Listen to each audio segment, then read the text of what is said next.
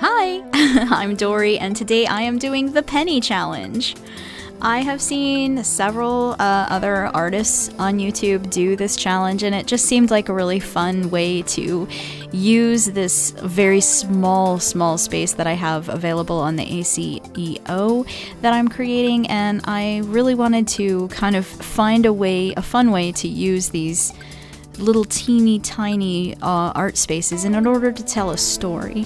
So that's kind of what I did. I'm using, let me talk about the penny I'm using. This is an American United States penny. It's just one that I happen to have. And it's pretty small. You can see it compared to my hand. It's a little coin. And I used it to kind of create almost a storyboard in order to tell a very simple, recognizable type of story. And the story that I decided to tell was the life of a butterfly. I started off the very first circle. There's a drawing of butterfly eggs on a leaf. Then we've got a caterpillar in the next circle. After that, the caterpillar is going into a cocoon. The next circle is the butterfly coming out of the cocoon, and the last one is the butterfly as an adult flying and free. So I just thought it was really cool, a fun way to use these circles in order to do something a little unusual. Normally you see stories told in storyboard form, which are blocks, and I don't know, I thought it would be fun to tell it with circles, especially since the life cycle of a butterfly, it really is a circle. I mean, the adult butterfly down at the bottom could come right back up at the top and lay those eggs and start the circle all the way over again. So this was kind of fun. I put a lot of thought into this particular image, and I love butterflies, so this was fun just regardless. And it was kind of neat to do a little bit of research, make sure I had the right type of eggs, the right type of caterpillar, the right type of cocoon, and that it would all tell the story of the same butterfly, that wouldn't be mixing species or anything. So this actually is a factual life story for this butterfly.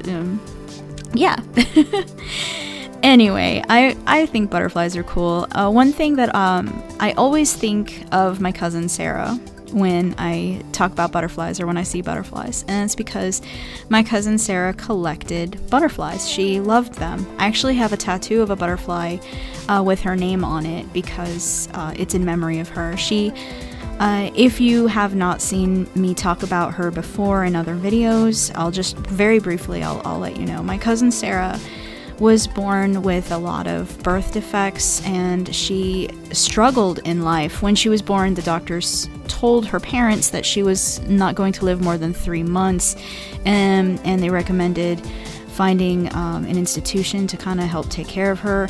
And her parents refused. My aunt and uncle, they decided to provide her care solely, and took on the burden of dealing with her, and it turned out that she was not a burden at all. She was actually an amazing, wonderful little blessing in their lives, and she made everybody feel so wonderful and so good, and she turned out to be really truly an angel. And she struggled with her disabilities for years, but she definitely outlived the 3-month deadline that the doctors put on her life. She passed away when she was 7 years old. I was a lot older than her. I was actually in my early teens when she passed away, but her life and the way that she lived it continues to this day to kind of affect me and the way I see the world and the way that I see people with disabilities. And I don't know, I think that she was truly an inspiration. And it's funny because not only because she collected butterflies and had them all over her room, but because for some reason every time I see a butterfly, I feel like it's her saying hello to me. And obviously that's a psychological thing. That's me thinking what I want to think and being reminded of someone that I love. But I mean, I don't know, like it's strange because butterflies always seem to be around when I need them to be, and it's funny. And butterflies, they will land on me and that kind of thing. So I don't know, it's interesting, and I always, every time I see a butterfly, I'll kind of whisper to it. I'll say, hey Sarah, you know, and that'll be, you know, me just saying hey to my cousin and acknowledging that maybe that's her, and maybe she's just kind of giving me a little bit of a blessing, you know, and just saying hey, checking on me, that kind of thing. So I don't know, and it's an incredibly sentimental thing. It's not factually based at all, but it gives me a great deal of comfort, and it's not hurting anyone for me to believe that. So yeah.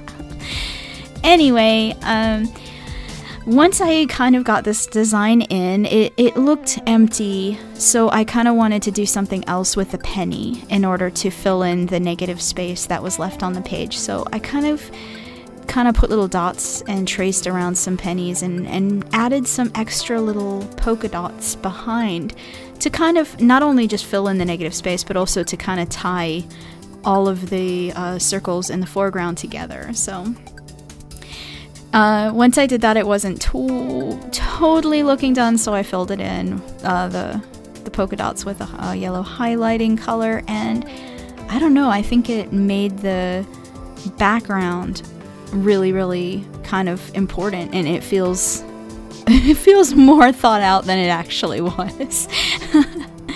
Anyway, so this is my Life of a Butterfly penny challenge. I hope that you enjoyed it. If you are going to do the penny challenge, do let me know in the comments down below so I can come take a look.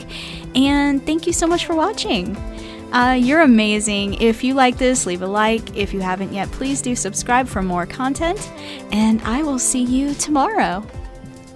Bye.